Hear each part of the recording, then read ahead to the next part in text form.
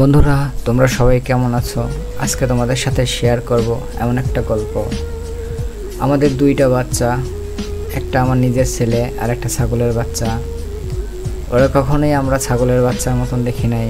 ও আমার ছেলের সাথে সারাদিন খেলাধুলা করতো, একসাথে দুষ্টামি করতো, একসাথে থাকতো এবং কি খাইতে খাওয়া ঘুম সবই একসাথেই ছিল। এতে তোমরা দেখতে পাইতেছো ওরা একই বিছানায় বৈশা সবসময় খেলে।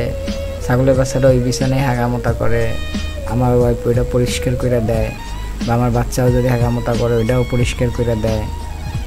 দেখো, ছাগলের বাচ্চাটা রাইখা আমাকে বাবু একা একা মোবাইল দেখতেছিল বিধায় ছাগলের বাচ্চার সহ্য হইতেছিল না। এর জন্য ও আইসা সূর্যর অনেক ডিস্টার্ব করতেছিল, ওর সাথে খেলতে বলতেছিল যাতে যেন ওর সাথে খেলে। বাট সূর্য তো মানতেছিল না বিধায় সূর্যের অনেক বিরক্ত করতেছিল। হঠাৎ ওদের জীবনে নেমে আসে কালো মেঘের ছায়া। হঠাৎ করে আমাদের এই ছাগলের বাচ্চাটা অসুস্থ হয়ে পড়ে।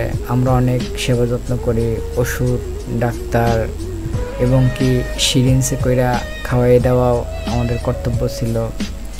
আমরা আমাদের সাধ্যমতো চেষ্টা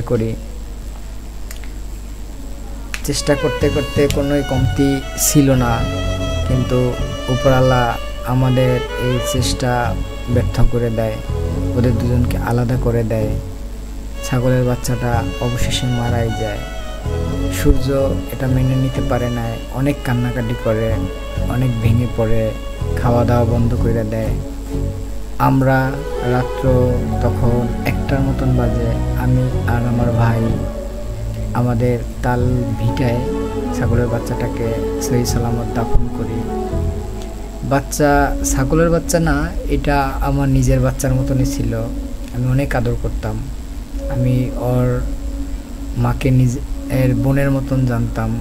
এটা আমার প্রথম ছাগল ছিল, যার পেটের বাচ্চাও।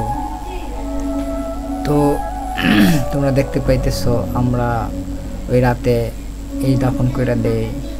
দাফন কইরা যখন বাড়িতে আসি দেখি সূর্য তখনও কান্না করে, অনেক কষ্ট পাইছে, অনেক দিন এটার প্রভাব ছিল।